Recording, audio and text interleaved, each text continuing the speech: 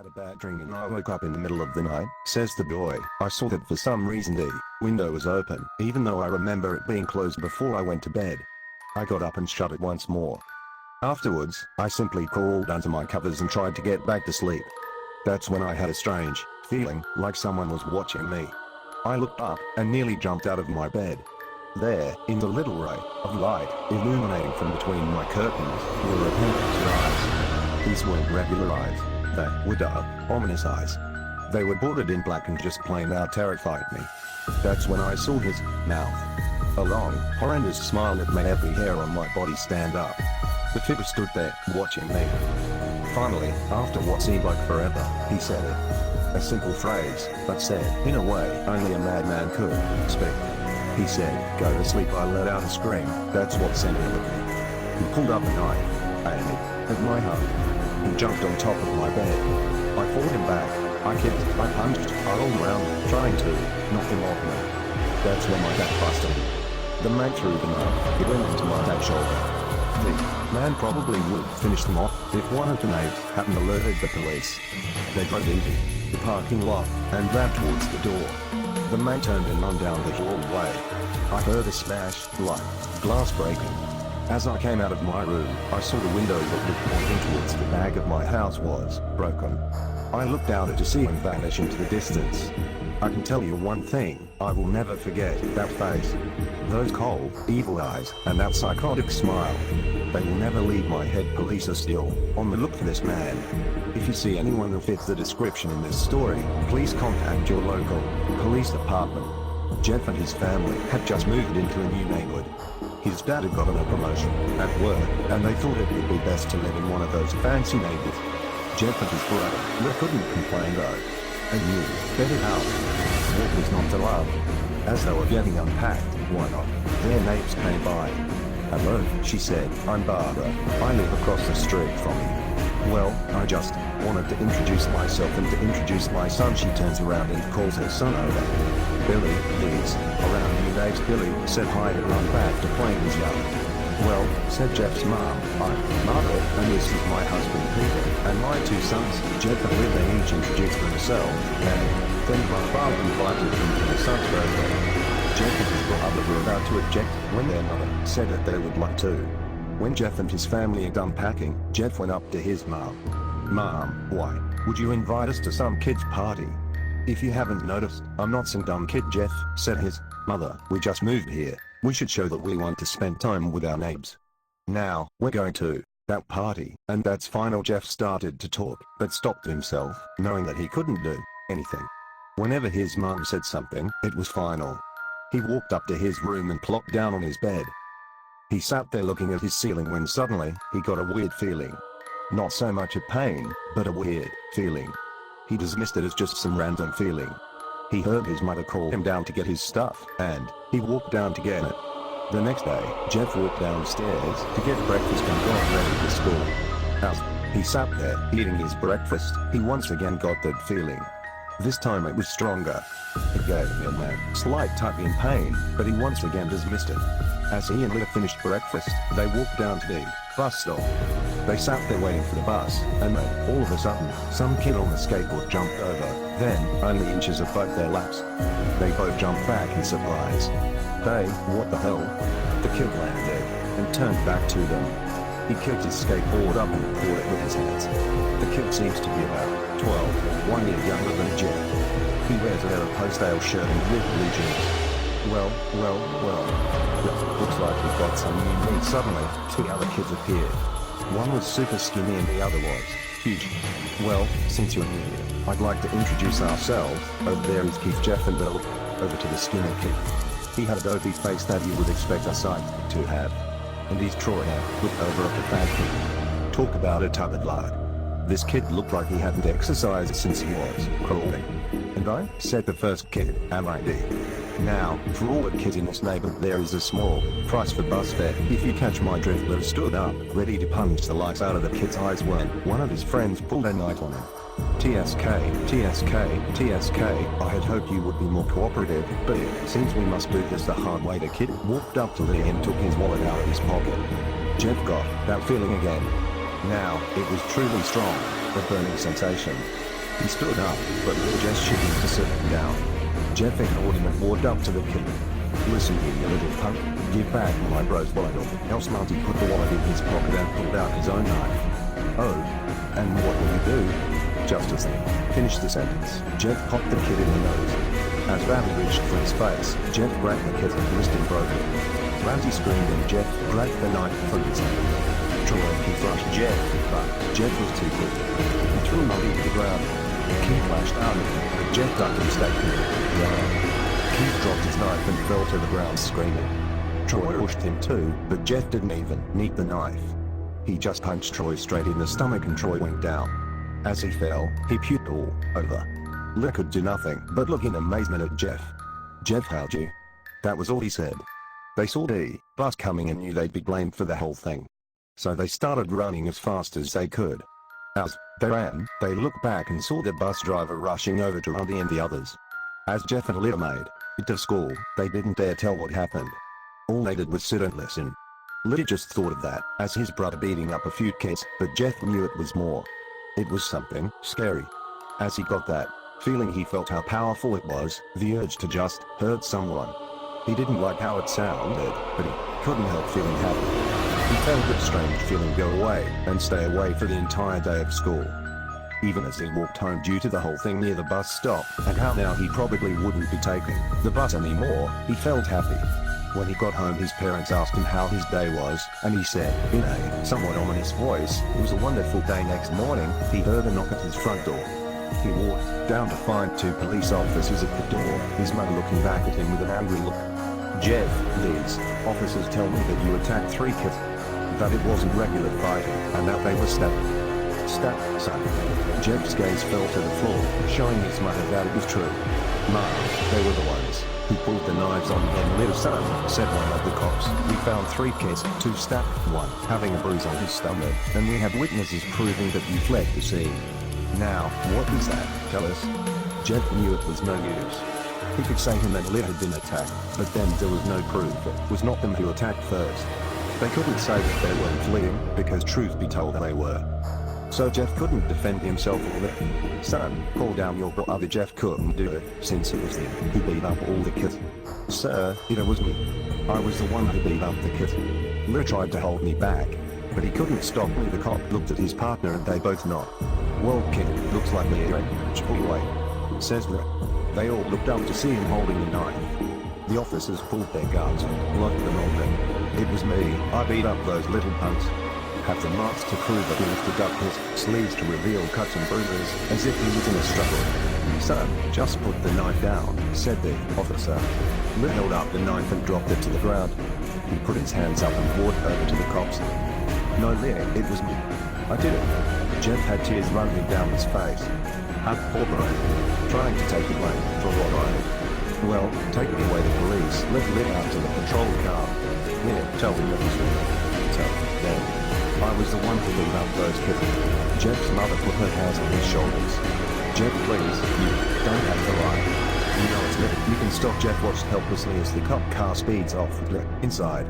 A few minutes later, Jeff's dad pulled into the driveway, seeing Jeff's face and knowing something was wrong. Son, what is it?" Jeff couldn't answer. His vocal cords were strained from crying. Instead, Jeff's mother walked his father inside to break the bad news to him as Jeff wept in the driveway. After an hour or so, Jeff walked back into the house, seeing that his parents were both shocked, sad, and disappointed. He couldn't look at them. He couldn't see how they thought of Lou and it was his fault. He just went to sleep, trying to get the whole thing off his mind. 2 days went by, with no word from Lydia at JDC. No friends to hang out with. Nothing but sadness and guilt. That is until Saturday, when Jeff was woke up by his mother, with a happy, sunshiny face. "Jeff, it's the day," she said as she opened up the curtains and let light flood into his room. What's today?" asked Jeff as he stirs awake. "Why, it's Billy's party." He was now fully awake. "Mom, you're joking, right? You don't expect me to go to some kid's party?" There was a long pause. "Jeff, we both know what happened. I think this party could be the thing that brightens up the past days. Now, get dressed." Jeff's mother walked out of the room and downstairs to get ready herself. He forced himself to get up. He put down a random shirt and pair of jeans and walked downstairs. He saw his mother and father all dressed up, his mother in a dress and his father in a suit. He thought, why they would ever wear such fancy clothes to a kid's party. "Son, is that all you're going to wear?" said Jeff smiled. "Better than wearing too much," he said. His mother pushed down the feeling to yell at him and hit it with a smile. "Now, Jeff, we may be overdressed, but this is how you go if you want to make an impression," said his father. Jeff grunted and went back up to his room. "I don't have any fancy clothes," he yelled downstairs. "Just pick out something," called his mother. He looked around in his closet for what he would call fancy. He found a pair of black dress pants he had for special occasions and an undershirt. He couldn't find a shirt to go with it, though. He looked around and found only striped and patterned shirts, none of which go with dress pants. Finally he found a white hoodie and put it on. "You're wearing that?" they both said. His mother looked at her. "What? Oh, no time to change. Let's just go," she said as she herded Jeff and his father out the door. They crossed the street over to Barbara and Billy's house. They knocked on the door and it appeared that Barbara, just like his parents, way overdressed. As they walked inside, Jeff could see where adults, no, the kids are out in the yard. "Jeff, how about we go and meet some of them?" said Barbara. Jeff walked outside to a yard full of kids. They were running around in weird cowboy costumes and shooting each other with plastic guns. He noticed where he's standing at Toys R Us. Suddenly a kid came up to him and handed him a toy gun and hat. "Hey, want a PWAY?"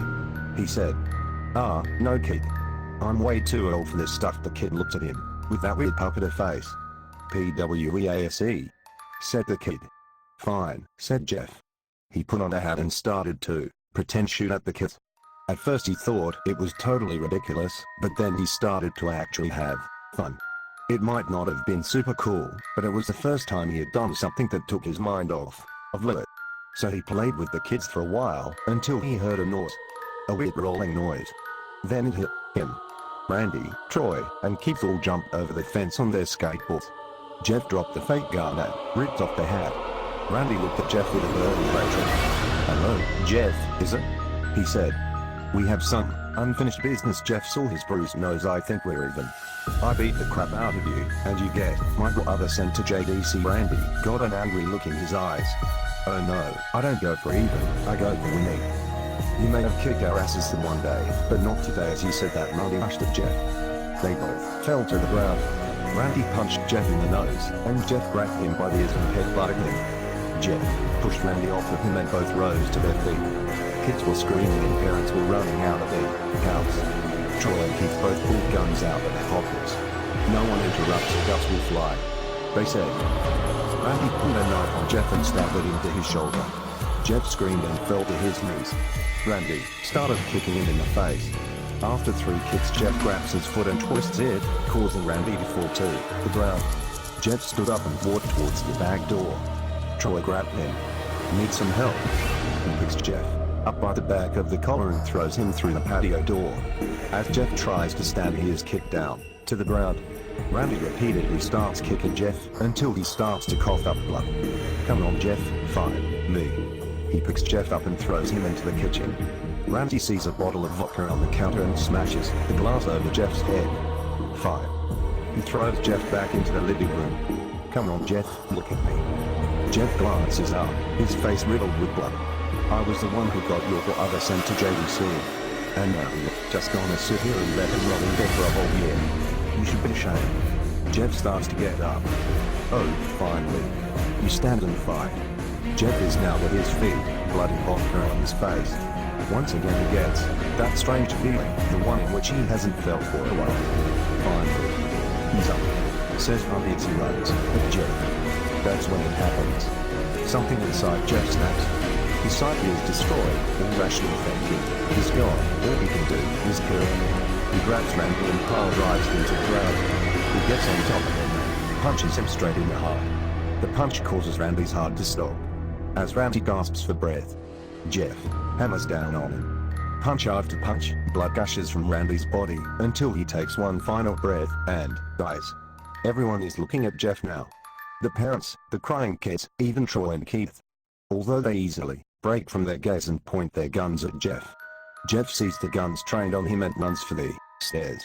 As he runs, Troy and Keith let out fire on him, each shot missing. Jeff runs up the stairs. He hears Troy and Keith follow up behind. As they let out their final round of bullets, Jeff ducks into the bathroom. He grabs the towel rack and rips it off the wall. Troy and Keith racing, knives ready. Troy swings his knife at Jeff, who backs away and bangs the towel rack into Troy's face. Troy goes down hard and now all that's left is Keith. He is more agile than Troy though, and ducks when Jeff swings the towel rack. He dropped the knife and grabbed Jeff by the neck. He pushed him into the wall. A thing of bleach fell down on top of him from the top shelf. It burned both of them and they both started to scream. Jeff wiped his eyes as best as he could. He pulled back the towel rack and swung it straight into Keith's head. As he lay there, bleeding to death, he let out an ominous smile. "What's so funny?" asked Jeff. Keith pulled out a lighter and switched on. "What's funny," he said, "is I'm covered in bleach and alcohol." Jeff's eyes widened as he threw the lighter in. As soon as the flame made contact with him, the flames ignited the alcohol in the vodka. While the alcohol burned him, the bleach reached his skin. Jeff let out a terrible screech as he caught on fire. He tried to roll out the fire, but it was no use. The alcohol had made him a walking inferno. He ran down the hall and fell down the stairs. Everybody started screaming as they saw Jeff, now a man on fire, drop to the ground, nearly dead. The last thing Jeff saw was his mother and the other parents trying to extinguish the flame. That's when he passed out. When Jeff woke, he had a cast wrapped around his face. He couldn't see anything, but he felt a cast on his shoulder and stitches all over his body. He tried to stand up, but he realized that there was some tube in his arm, and when he tried to get up it fell out, and a nurse rushed him. "I don't think you can get out of bed just yet," she said as she put him back in his bed and inserted the tube. Jeff sat there with no vision, no idea of what his surroundings were. Finally, after hours, he heard his mother. "Honey, are you okay?" she asked. Jeff couldn't answer. His face was covered, and he was unable to speak. "Oh honey, I have great news." After all witnesses told the police they ran to confess were trying to attack you, they decided to let Lydia go. This made Jeff almost hold up, stopping halfway, remembering the tube coming out of his arm. He'll be out by tomorrow, and then the two will be able to be together again. Jeff's mother hugs Jeff and says their goodbyes. The next couple of weeks were those when Jeff was visited by his family. Then came the day where his bandages were to be removed. His family were all there to see what he would look like. As the doctors unwrapped the bandages from Jeff's face, everyone was on the edge of their seats. They waited until the last bandage holding the cover over his face was almost removed. "Let's hope for the best," said the doctor. He quickly pulls the cloth, letting the rest fall from Jeff's face. Jeff's mother screams at the sight of his face. Lily and Jeff stare awestruck at his face. What happened to my face?" Jeff said. He rushed out of bed and ran to the bathroom. He looked in the mirror and saw the cause of the distress. His face. It's horrible. His lips were burned to a deep shade of red. His face was turned into a pure white color, and his hair singed from brown to black. He slowly put his hand to his face. It had a sort of leathery feel to it now. He looked back at his family, then back at the mirror. "Jeff," said Lynn, "it's not that bad, not that bad." Said Jeff, "It's perfect." His family were equally surprised. Jeff started laughing uncontrollably. His parents noticed that his left eye and hand were twitching. "Oh Jeff, are you okay?" "Okay. I've never felt more happy." "Ha ha ha ha ha ha. Look at me. This face goes perfectly with me." He couldn't stop laughing. He stroked his face, feeling it. Looking at Lily, "What caused this?" "Well, you may recall that when Jeff was 5 he ran something in his mind. His sanity snapped. Now he was left as a crazy killing machine. That is, his parents didn't know. Doctor said, "Jeff's mom, it's my son all right, you know." In my head. "Oh yes, this behavior is typical for patients that have taken very large amounts of painkillers. If his behavior doesn't change in a few weeks, bring him back. And we'll give him a psychological test." "Oh thank you Dr. Jeff's mother went over to Jeff. "Jeff, sweetie. It's time to go." Jeff looks away from the mirror, his face still formed into a crazy smile. "Okay, mommy, ha ha ha ha." His mother took him by the shoulder and took him to get his clothes. "This is what came in," said the lady at the desk. Jeff's mom looked down to see the black dress, pants and white hoodie her son wore. Now they were clean of blood and now stitched together. Jeff's mother led him to his room and made him put his clothes on. Then they left, not knowing that this was their final day of life. Later that night, Jeff's mother woke to a sound coming from the bathroom. It sounded as if someone was crying. She slowly walked over to see what it was. When she looked into the bathroom, she saw a horrendous sight. Jeff had taken a knife and cut the smile at Dee's cheeks. "Jeff, what are you doing?" asked his mother. Jeff looked over to his mother. "I couldn't keep smiling longer. It hurt after a while. Now, I can smile forever." Jeff's mother noticed his eyes turning black. "Jeff," he lies. His eyes were seemingly never closing. "I couldn't see my face. I got tired and my eyes started to close. I burned out the eyelids so I could forever see myself. My new face." Jeff's mother slowly started to back away, seeing that her son was going insane. "What's wrong, Mommy? Aren't I beautiful?" "Yes, son," she said. "Yes, you are. Elle, let me go get Daddy, so he can see your face." She ran into the room and shook Jeff's dad from his sleep. "Honey, get the gun." She stopped as she saw Jeff in the doorway, holding a knife. "Mommy, you like?" That's the last thing they hear as Jeff rushes them, with the knife, cutting both of them. His brother Little woke up, startled by some noise. He didn't hear anything else, so he just shut his eyes and tried to go back to sleep.